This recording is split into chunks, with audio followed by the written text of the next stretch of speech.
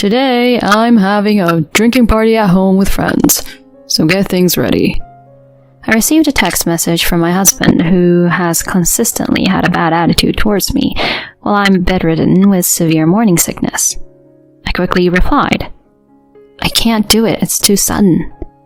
I didn't get a response, so I tried calling, but my husband never answered. I had reached my limit. I won't forgive him for his previous attitude or for today's drinking party. I'm going to punish him. And then I put my plan into action. Around 6 p.m., my husband returned home with many footsteps behind him. Hey, what are you doing sleeping? Didn't I tell you we're having a drinking party today? You haven't prepared anything at all. Daryl came into my bedroom and yelled at me, and I answered him, dizzy and unable to get up. That's why I said it's impossible. Hey, just get up. Hurry up and get out the booze. I smiled in place and replied, "Is that all you want to say?" After that, my husband realized everything and began to tremble. My name is Katerina. I'm a 29-year-old working housewife. After graduating from the university's science department, I joined Norson, a small machinery manufacturer. Despite being small, it possesses a strong technical expertise and is a highly respected presence in the industry, with a high job acceptance rate. During the interview, Daniela, the female president and representative of the company, told me, "It's unusual for women to want to join our company. Your university grades are excellent. I've interviewed you and found you to be a great person, and I'd like to invite you to join our company." Oh, thank you so much. I will definitely strive to be of great value once I join. Work hard from now on, okay? From that moment, the president became my role model. In getting the job offer from Norson, which was my first choice, became the happiest event of my life. Working here was hard, but also fun.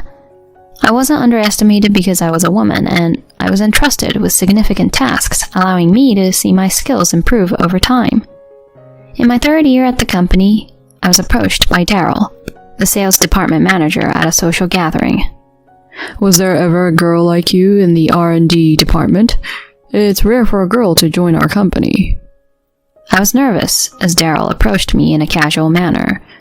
After all, he's the biological son of the president and the executive director. It's widely rumored within the company that he's the next successor. I was nervous talking to Daryl at the time, but for some reason he seemed to like me.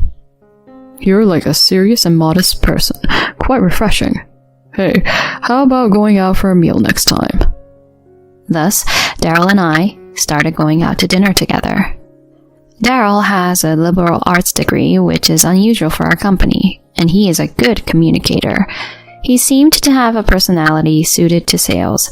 In fact, he seemed pretty good at his job. Daryl's lighthearted, or rather cheerful personality was also refreshing to me. They say people are drawn to what they don't have, and I was no exception. We dated for about a year and a half, and eventually Daryl proposed to me. Katerina, let's get married. Please accept my proposal. Daryl, thank you. I'm very happy. I happily accepted the ring that Daryl offered. As I gazed at it with delight, Daryl teasingly said, "By the way, isn't this what they call a Cinderella story? Marrying the future company president?" Well, I'm not marrying you just because you're the president's son. Oh, that's right, isn't it? Well, from now on, please take care of me, Katerina. Afterward, we first went to meet my parents. My rural parents were delighted and gave their approval for the marriage. Next, it was time to visit Daryl's parents. The president, or rather my mother-in-law, beamed at me. "I remember you from the interview, and I've heard that you're competent within the company. Bringing home someone like that as your wife is quite a catch, Daryl." My father-in-law also welcomed me with a quiet smile and gave his approval for the marriage. After some small talk, my mother-in-law suddenly turned serious. "Katerina, I'm thinking of making Daryl the next successor, but he has a bit of a carefree side to him, so I want you to educate him." "Come on, Mom." "You too, Daryl. Having a family means you have more to be protective. It won't be business as usual. Treat Katerina well. I understand. Mom, Dad, I look forward to your support from now on. I greeted them in this way. A while later, we had our wedding. We invited all the employees and had a grand celebration. Later, my mother-in-law presented us with a gift for our wedding. We began living together in a single-family house. I thought that our happy married life was about to begin, but I soon encountered a problem. Daryl was the type who didn't do any household chores. He had experience living on his own, so he should have been capable. But he didn't even press a button on the washing machine. While I was doing all the household work, he would lie on the sofa watching TV. I also had my job to attend to, so taking on all the household chores was honestly a burden. When I lived alone, I could get away with making a simple dinner and doing the cleaning on the weekend, but it was different when living with a husband. After 3 months of living like that, with only me doing the housework, I finally complained to Daryl. Hey, Daryl, I have a favor to ask. Can you help out a bit more with household chores? Daryl, without taking his eyes off the TV, responded like this. Huh? Can't you just keep doing the chores like before? I'm tired from work. I work too. It's not fair that I'm the only one responsible for household chores. This is unreasonable. What's unreasonable about it? I'm the next company president, you know. Are you suggesting that such an important figure should do household chores? That's what's unreasonable. I was left speechless. Regardless of whether Daryl would become the next company president or not, isn't family separate from work? When I tried to convey this, Daryl's expression soured. Katerina, you came here as a bride, right? Household chores should be done by women. Was this his true opinion?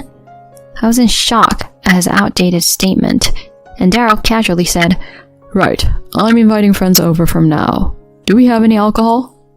What? From now? Make sure you can entertain my friends properly. You're my wife, after all. My concern wasn't just that my husband wouldn't help with household chores. Daryl frequently invited his college friends over to our house for parties. Each time I had to prepare alcohol and food, and my precious leisure time was being taken away. I understood that Daryl had his social connections and valued his friends, but honestly, dealing with this every week was exhausting. About a year into our marriage, I started experiencing health issues. I felt dizzy and had mild nausea that persisted. I decided to go to the hospital thinking it might be something serious. To my surprise, I was informed that I was pregnant. Overjoyed, I shared the news with my husband, and he was equally thrilled. Katerina, is it a boy or a girl? You're getting ahead of yourself, Daryl. But I'm really looking forward to it. I'm so happy. I genuinely felt glad to see the happiness on my husband's face. After that, we shared the news of my pregnancy with my in-laws who lived nearby, and they were even happier than Daryl. Congratulations, Katerina. Take good care of your health. If there's anything we can do, just let us know. Thank you, Mom. At that moment, my father-in-law said to Daryl, Daryl, from now on, make sure to support Katerina. Reduce those drinking parties and come back home early to be by her side. I understand, Dad. It seemed that Daryl had a hard time saying no to my in-laws. Since he seemed so amenable, I thought everything would be fine. However, Daryl continued to have parties with friends at the same pace as before. I asked him to stop inviting friends to our home during this critical time. He stopped inviting friends to our home, but he began going to bars instead. Each time he would come home late at night heavily intoxicated. I was becoming frustrated, but I didn't say anything. After a while, my morning sickness became severe. I was dizzy all day and vomited multiple times. Even the slightest strong smell would make me throw up. Whether I ate or not, I couldn't avoid vomiting up stomach acid. In this state, it was impossible for me to work, and gradually I couldn't go to work at all. One day, while taking a half day off and resting at home, I received a message from my mother-in-law. Katerina, I asked your boss about your condition. It seems your morning sickness is quite severe. Yes, it's true. I'm really sorry that I can't work properly. It's all right. How about taking a leave of absence until your morning sickness settles? Or better yet, until you give birth? A leave of absence? Yes, your health is essential right now. Don't worry, your place is secure, and this would be the best choice for the time being. Thank you, Mom. No, thank you, President. I'll do that. So it was decided that I would take a leave of absence until giving birth. When I informed Daryl about this, he frowned. Huh? A leave of absence due to morning sickness? I've never heard of that. It can't be helped. I'm genuinely not feeling well. But never mind. Since you're not going to work, at least make sure the household chores are perfect, alright? Huh? I was surprised, and Daryl continued. Of course. Lately you've been slacking with meals, right? I've noticed. But I'm trying my best. I'm doing everything I can because strong smells make me nauseous. How can you have a child like that? Since you're in a housewife-like situation now, make sure the household chores are perfect. Got it? Ordinarily, when a wife is suffering from morning sickness, a husband in the right mind would help with chores or bring her suitable food. But Daryl didn't do any of that. Instead, he went out drinking almost every night and ordered me to maintain perfect housekeeping while I could hardly stand. I was deeply disappointed by Daryl's attitude. Weeks passed, but my morning sickness didn't subside. It actually peaked. During that time, Daryl returned home once again heavily intoxicated. He didn't even take off his suit and started snoring on the sofa. I sighed and began cleaning up the mess my husband had made. I picked up a phone from the floor and saw the screen. There was a text message that went like this. Daryl, thanks for coming to the bar again today. I'll be waiting for you tomorrow. The sender's name is Jasmine. It's clear from this message that Daryl has become quite close to the bartender. I felt my anger rising. How could he flirt with a bartender while I was suffering from morning sickness? I thought about waking Daryl up, but he was deep asleep, so I gave up for the day. Instead, I took a screenshot of the message. A week later, the morning sickness was particularly bad and I was down for the morning. Then I got a call from Daryl in the evening. Today, I'm having a drinking party at home with friends, so get ready. I quickly replied that it was impossible. When I didn't get a response, I called him, but he didn't answer. I had reached my limit. He didn't understand how severe my morning sickness was, and he wanted to have a gathering at our home after spending time at a bar. I couldn't let this go. I decided to teach him a lesson. I contacted someone, and around 6 p.m., Daryl returned home with a group of friends. Hey, why are you sleeping? I told you we're having a gathering today. You haven't prepared anything. He came to the bedroom and shouted at me. I, dizzy from my morning sickness, responded. I messaged you. I can't do it today because my morning sickness is really bad. At least go out and have a drink. What's with all this morning sickness all the time? Don't be so whiny. I told you, it's impossible. Come on, get up. Serve some snacks with the drinks. I smiled in place and replied, Is that the only thing you have to say? Huh? What are you talking about? Daryl seemed annoyed and grabbed my arm, trying to pull me out of bed. Suddenly, the closet door in the bedroom creaked open. What? Mom? Dad too? That's when my father-in-law and mother-in-law, whom I had invited, emerged from the closet. Their faces were beet red, and they had their arms crossed. What? Why are my parents here? What's going on? Realizing he had been overheard, Daryl began to tremble uncontrollably. Then my mother-in-law calmly said, Tell your friends to leave immediately. But... Do it now. Daryl shrank and sent his friends home, leaving only my husband and me with my in-laws. Daryl, sit there. My mother-in-law said sharply, and Daryl with a pale face sat down. My father-in-law continued with a low voice. I've told you multiple times to take care of Katerina while she's pregnant. What the heck is this? Dad, listen. Today was just a one-time thing. My mother-in-law then interjected. I've heard everything from Katerina. You've been going out drinking almost every day since you found out she was pregnant. I even saw your messages. You knew about all of that? You admit it, don't you? And inviting many friends over while your pregnant wife was bedridden due to morning sickness, and then telling her to prepare snacks? Who do you think you are? Watching Daryl shrink under my mother-in-law's scolding, I almost burst into laughter. Start by apologizing to Katerina, my father-in-law said sharply, and Daryl bowed his head to me. Katerina, I'm sorry for everything, but I was genuinely happy about the baby. That's the truth. And about the drinking gatherings, my friends invited me, saying they wanted to celebrate the pregnancy. No more excuses, my mother-in-law shouted, and Daryl bowed his head to me again, tears in his eyes. I'm sorry, Katerina. Please forgive me. I promise to be a better husband from now on. My mother-in-law sighed. I never thought you could be such a fool.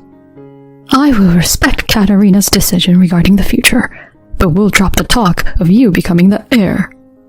What? Mom, you can't. Be silent. All you can do is follow Katerina's decisions.